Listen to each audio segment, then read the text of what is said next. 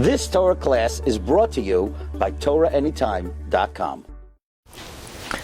Okay, Bruchim Abba, and welcome everyone. Thank you. This morning, I would like to share with you a subject on Parshas Terumah, but this is not the official Wednesday shir. This week, the Wednesday shir will be this evening at 8:30. You could check in on the same Zoom channel. It will be on Torah Anytime. The main shir will be at 8:30 p.m. on this Zoom. So please join back us. Please rejoin us at 8:30. But now I want to share with you something on the Parsha as well as on Chodesh Adar. This week is Parshas Terumah. The subject of Parshas Terumah, of course, is the building of the Mishkan.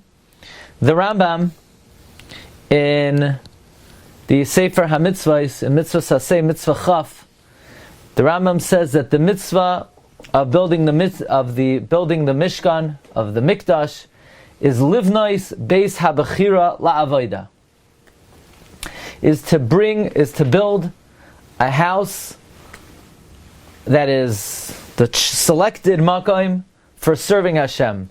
Bo yiyeh hahakrava, there will be the offerings on the mizbeach, v'havaras ha'esh tamid, and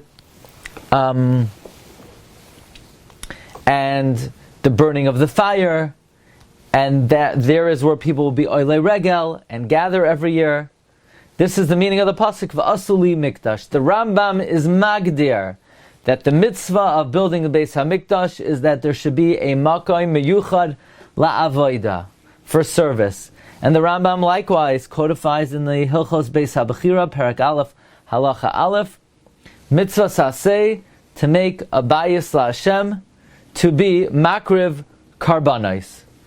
It's a mitzvah saseh to do a bayis, to make a bayis for Hashem, to be makriv karbanos. So, what's interesting is that one would not have expected that this is the way to categorize and to classify the purpose of the Mishkan. That the Mishkan should be a makom, to be makriv karbanos, should be a makom avoda. That's not how the Ramban classifies it.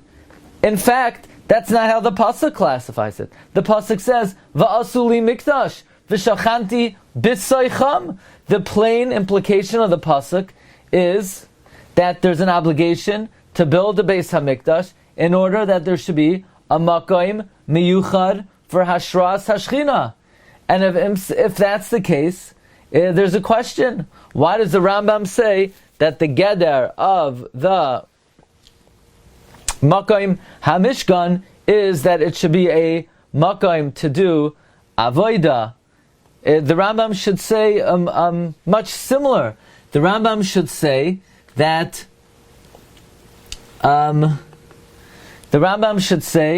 the purpose of making the Beis HaMikdash is the same as the pasuk says. In other words, the pasuk says, "Make a Beis HaMikdash, va'asuli mikdash, v'shachanti b'soicham," and I will dwell in it. That the purpose of the mikdash, it should be a makom of hashras hashchina. So why is the Rambam categorizing that the mikdash and the mishkan is a makom of avoda?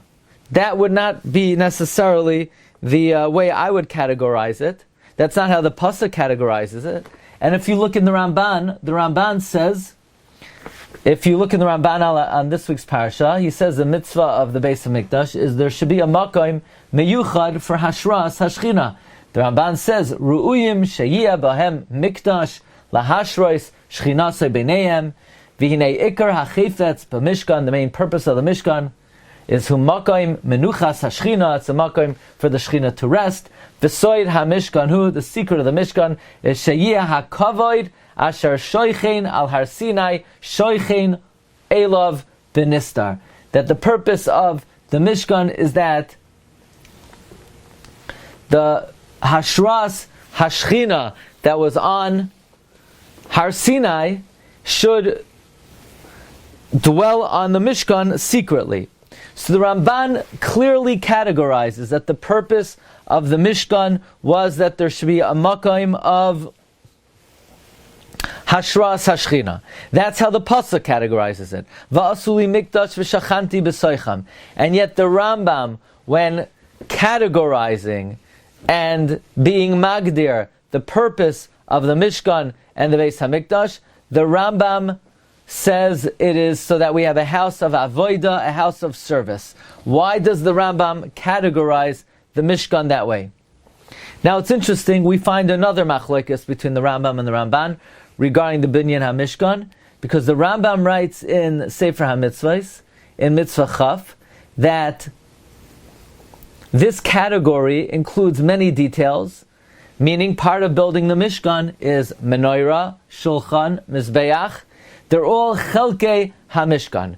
In other words, the Rambam does not count building the menorah, the shulchan, and the aron as separate mitzvahs, even though they were commanded separately, because the shita of the Rambam is that the components of a mitzvah are not counted by themselves, and the Rambam holds that they are merely components of va'asuli mikdash v'shachanti b'soicham. The Ramban, on the other hand, in his Hasagos, in the Sefer HaMitzvos, he says it's not correct in my eyes, that which the Rambam says, that the aron, the shulchan, the menorah are chalakim of the mikdash. They're not chelek of the bayis. These are two separate mitzvahs. They're not ma'akev. You could be makriv karbanos and do avoida without a mikdash, and you could have a mikdash without the kelim. And therefore, says the Ramban, making the aron and the kapara and the kapoires is a separate mitzvah. Meaning the Ramban holds, listen carefully, he agrees to the yisoid of the Rambam that we're not going to count components of a mitzvah as separate mitzvahs. But we won't apply that when it comes to making the kelim of the mikdash, because making the kelim of the mikdash is not a chelek of asiyas hamikdash. They are mitzvahs chalukos.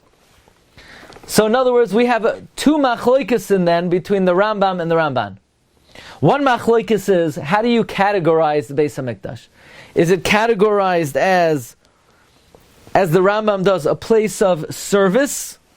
Or do we view it as the Ramban does, it's a place of God's resting His Shechina? The Rambam categorizes the Mikdash as a makom avoida, a makom of hakravas karbanos. The Ramban categorizes it as a makom of hashras hashchina.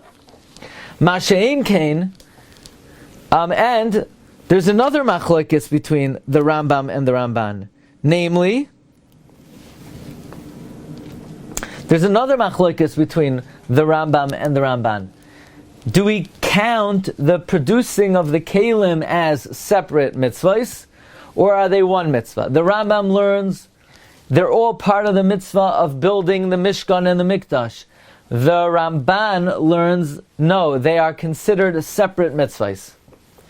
Rav Asher Weiss, in Parshas Chumash, he says that the two machlokes between the Rambam and the Ramban are l'shitase, and that one machlokes hinges it on the other.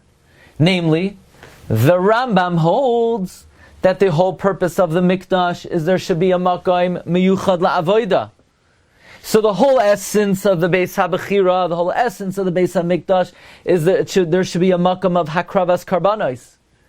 Therefore, building the mizbeach and all the rest of the kelim, all is part of fulfilling the main objective and the entire essence of the Mishkan and the Mikdash, namely a makam of avoida. So if the whole purpose of the Mishkan is that it should be a place to bring karbanos, part of building the Mikdash is making a mizbeach to bring karbanos. Mashein kain, according to the Ramban, the purpose of the Mishkan is not to have a place of being makriv karbanos. The purpose of the Mishkan is there should be a place of hashras hashchina. So if there should be a place of hashras hashchina, then the kelim with which you do the avoida is a separate mitzvah altogether. Meaning, if you say like the Rambam that the purpose of the Beis HaMikdash is that there should be a makom roi la'avoida, it's mistaber to say that making the klei HaMikdash is a chelik of this mitzvah. Because you have to make the kelim to do the avodah. But according to the Ramban, that the yesod of the Beis Hamikdash is there should be a place of Hashras HaShechina. So the kiyum of the avodah and the mikdash is not the ikar tachlis of the mikdash. It's a separate function altogether.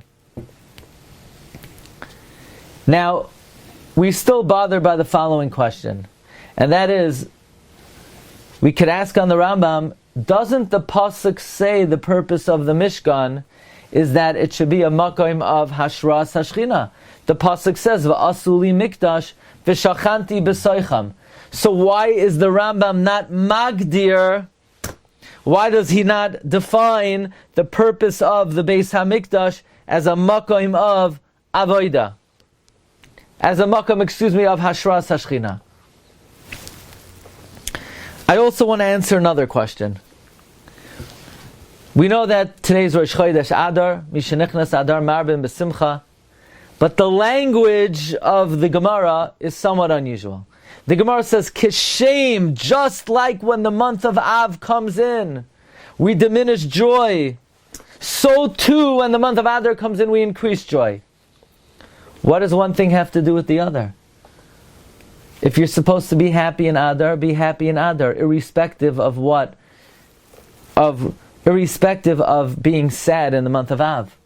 If you're not supposed to be happy in Adar, don't be happy in Adar. But why is the happiness of Adar contingent, parallel, in any way, to the sadness of Chodesh Av? So, I want to share with you the following approach. The pasuk says in the end of Mishpatim, the pasuk says, at the end of Yisro, in every place that I have my name will be mentioned, I will come and bless you. Which implies that you could bring karbanos anywhere. It says, "V'zavachta alav es oila asecha, ve'es shlamecha, ve'es tzaynecha, b'chol hamakom asher azkir eshemi." So that's mashma that you could be makriv karbanos anywhere. But what do you mean? The Shechina is only in the Beis Hamikdash. Comes the Sfarno that after the sin of the golden calf, the Sfarno is in Parsha Shmini, and Klal Yisrael took off their jewelry, their crowns that they got on Har Sinai, and when God gave us the Torah, we would have been worthy for the Shechina to devolve upon us, to rest on us without any intermediary, like the pasuk says, "B'chol hamakom asher azkir hashemi avoy elecha be'rachticha." In other words, the original plan for creation was not to have a Beis Hamikdash. Why do you need a Beis Hamikdash? For God to rest? Let Him rest on the Jew. Why can't He rest on the Jew? In fact, He did rest on the Jew. Before the sin of the golden calf, God rested on every individual. We were on the elevated level for God to rest directly upon us. And in fact, in the future, God will rest directly upon us. And we will not need a Beis HaMikdash for God to rest on us in the future. God will rest on us directly. In the future, we will only need a Beis HaMikdash, Rabbi Sai, for it to be a place to bring karbanos, but we will not need it as a makom of Hashras HaShechina.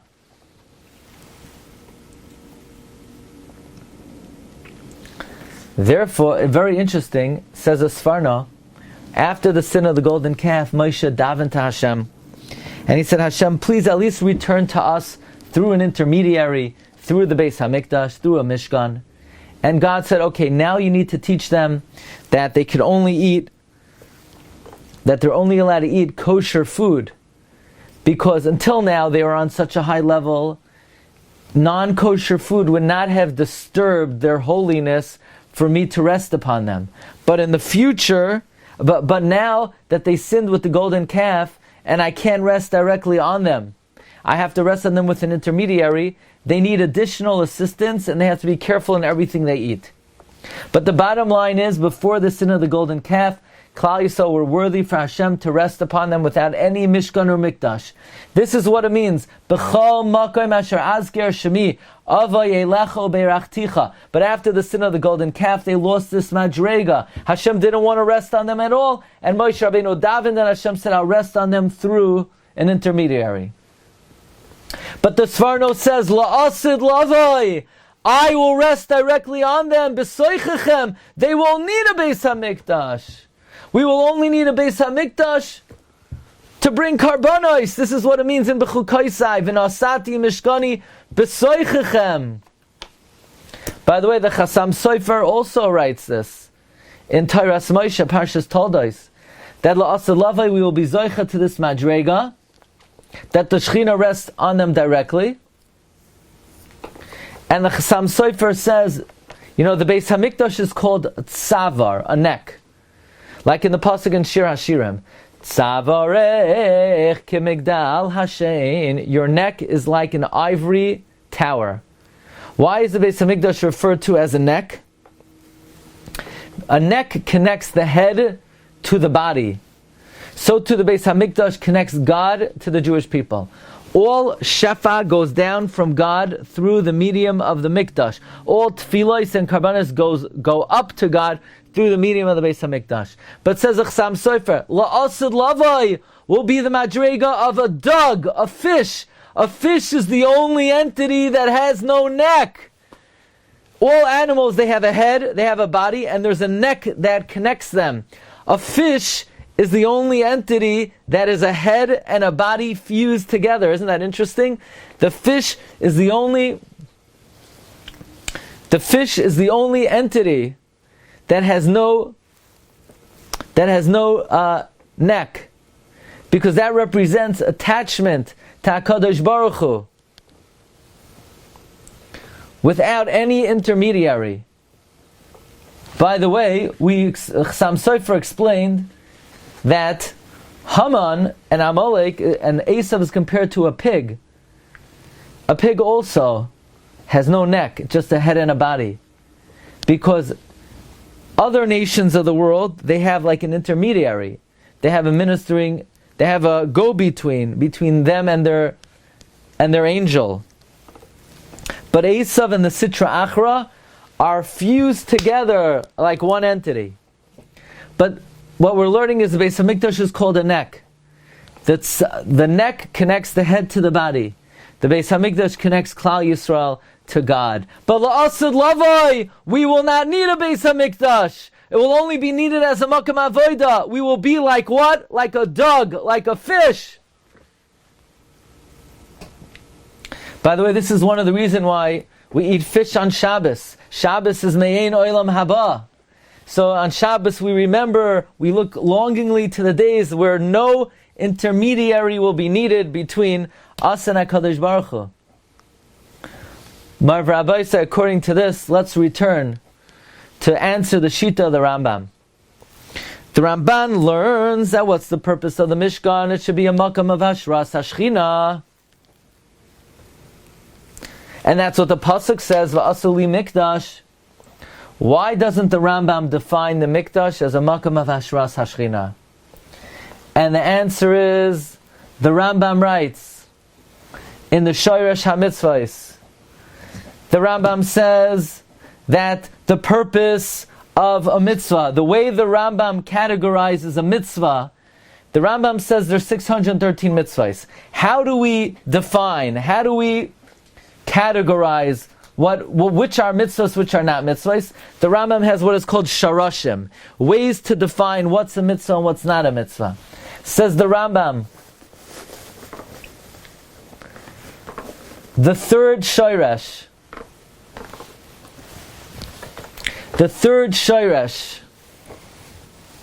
is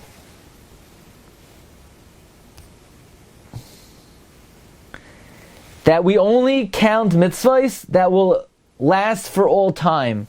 Any mitzvah that at any point in time will become obsolete is not considered a mitzvah.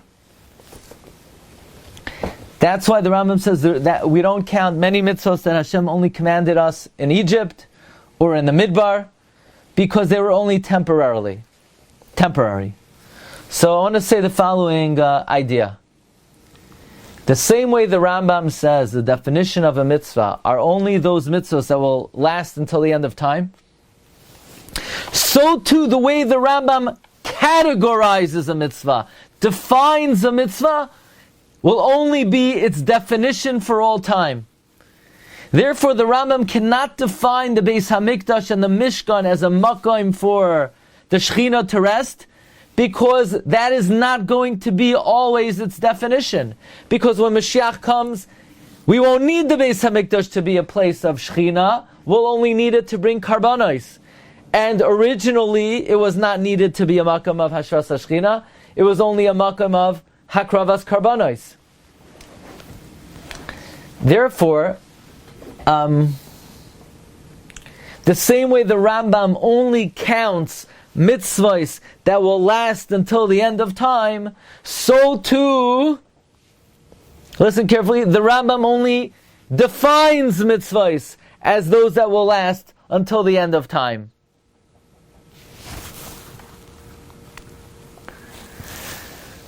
Now, even though you could ask that the Rambam only did not count mitzvahs. Now the question is, what precedent is there? We know the Rambam doesn't count mitzvahs that were only noigeya in Mitzrayim or in the Midbar. How do we know that if its definition will change, that's also like a mitzvah that is not noiheg l'dairos? So a parallel could be an interesting example. We know the Rambam doesn't count remembering Yetzias Mitzrayim in the Minyan HaMitzvahs. Reb Chaim Brisker says, why? Because there's a question whether we mention Yetzias Mitzrayim at night. Rabbi Eliezer ben Azariah says, why do we mention it at night? We get it from the word koil. The Rabbanan hold, we don't mention Yetzias Mitzrayim at night, and we learn from koil, lahavi yemais HaMashiach.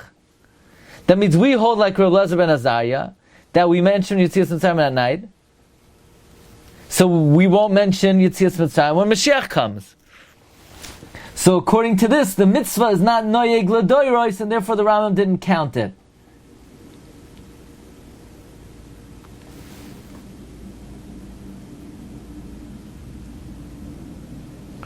Meaning, this is a precedent. We know the Rambam doesn't count mitzvahs that were only noigea in Mitzrayim or in the Midbar. But how do we know that he also doesn't count mitzvahs that are not going to be noigea when Mashiach comes? So one example is the Rambam doesn't count Zechiras Yetzias Mitzrayim as a mitzvah, since that also will no longer be performed when Mashiach comes. So that's an example of a mitzvah that the Rambam doesn't count because it won't last the test of time. So too we're suggesting that the reason why the Rambam does not categorize and define building the Beis Hamikdash as a makom of Hashras HaShechina is because that will not be its definition for all time, and therefore the Rambam chooses to define a mitzvah by its eternal definition. Now let's just suggest as follows. The month of Adar, the mazel of Adar is Dagim. Because the month of Adar is, in a way, a page out of the future. The month of Adar, the wicked are hanging, the tzaddikim are riding the royal horse. We explained once at length, the month of Adar, it corresponds to the scent of smell.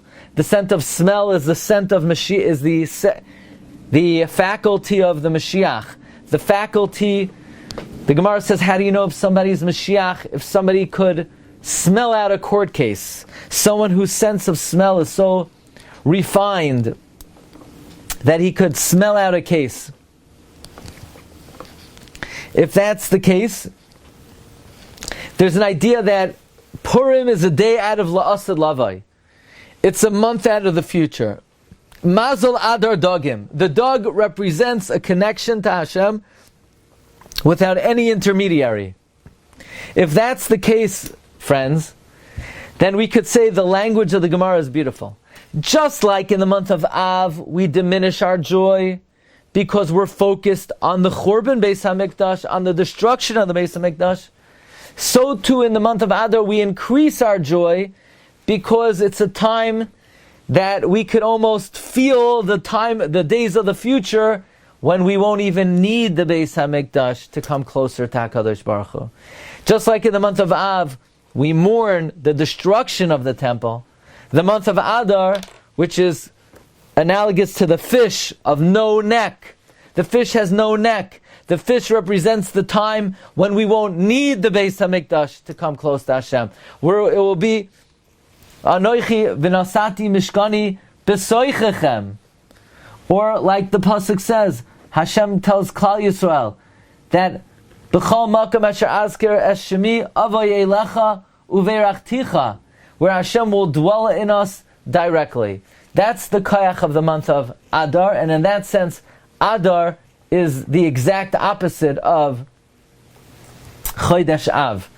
So again, we're explaining the Shita of the Rambam, why the Rambam categorizes the mitzvah of Binyan HaMikdash not as a mitzvah to build a place for Hashras Hashchina, but instead it's a mitzvah to build a makayim for avodah, because that is its eternal definition. And the same way the Rambam only lists mitzvahs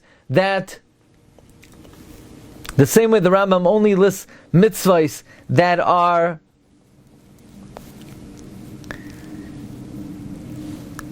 will exist until the end of time. The same way the Rambam doesn't count mitzvahs that are only Noigea and Mitzrayim, or only in the Midbar. He doesn't count mitzvahs that won't be in existence when Mashiach comes. So too the Rambam only categorizes mitzvahs by their eternal categorization. Okay, Merv Rabbi Sai, please check back with us at 8:30 for the Wednesday night Shiur, which is going to be on a different subject. I wish you all bracha v'atzlacha, and have a wonderful day. Kol tov. I have a question. Does the Rambam at least the Yom Tovim? You've just experienced another Torah class brought to you by TorahAnytime.com.